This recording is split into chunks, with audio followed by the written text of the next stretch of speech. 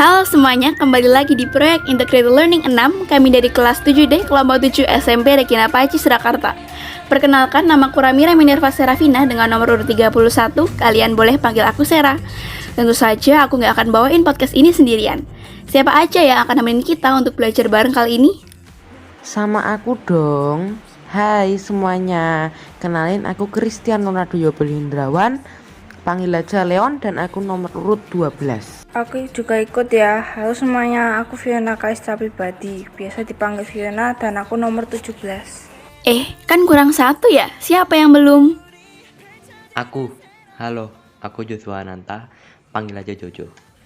Aku nomor urut 25. Kami akan membawakan sebuah podcast dengan pembahasan utama mata pelajaran yaitu agama, pendidikan kewarganegaraan, dan juga ilmu pengetahuan sosial.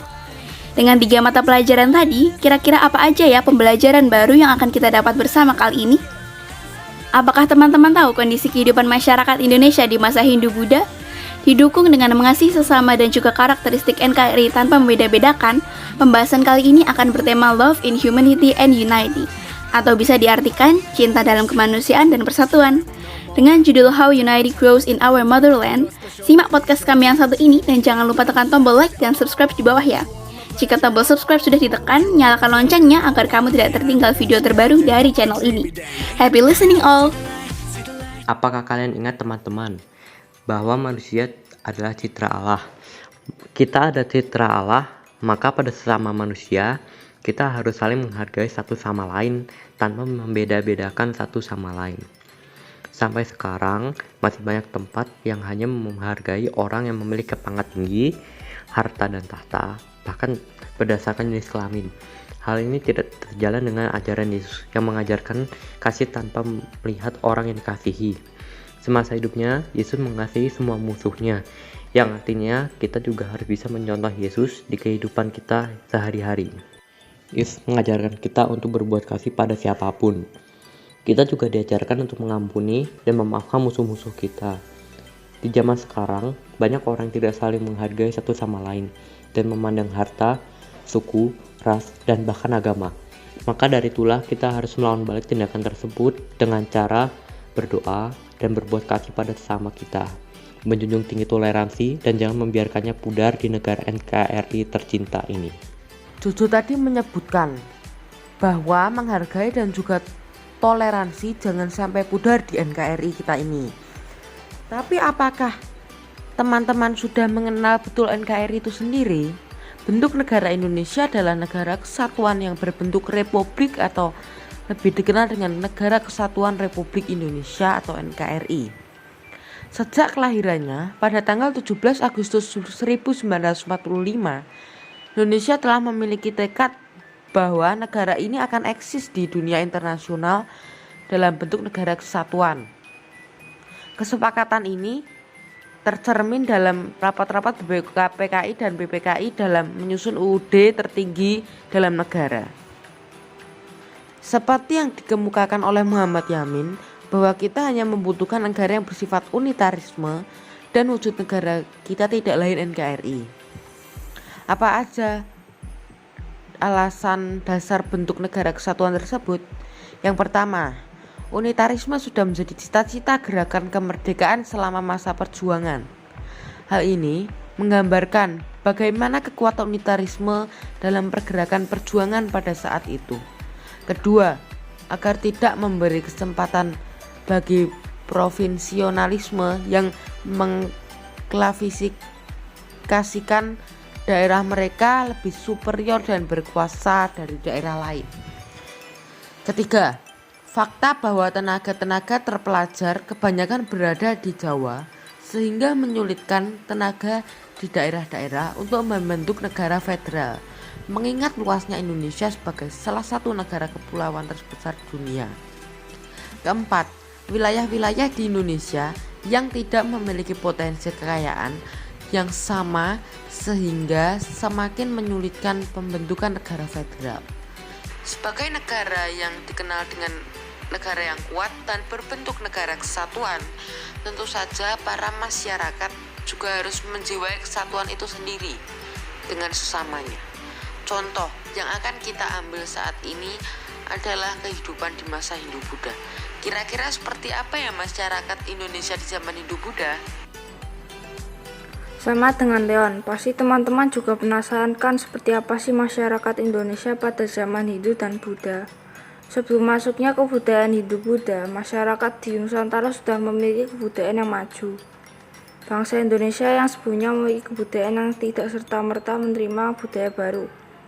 Proses masuknya pengaruh budaya Indonesia terjadi karena adanya hubungan dagang antara Indonesia dan India.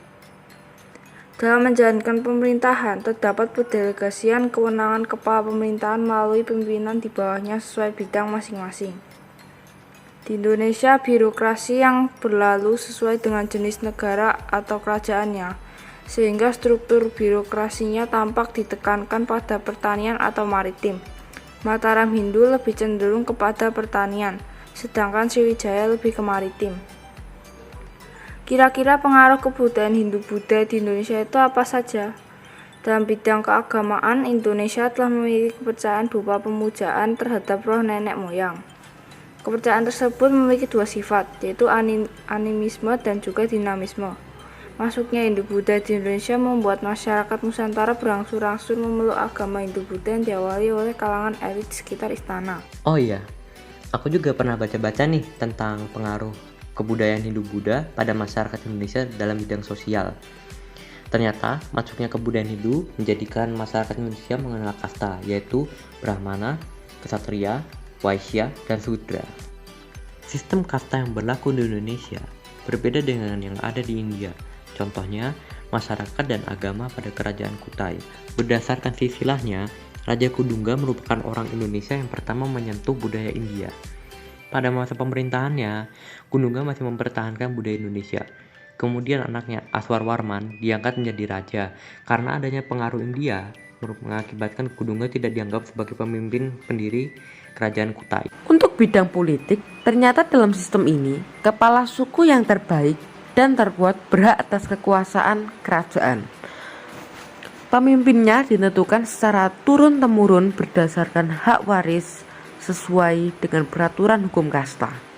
Sehingga lahir kerajaan-kerajaan seperti Kutai, Tarumanegara, Sriwijaya, dan kerajaan bercorak Hindu-Buddha.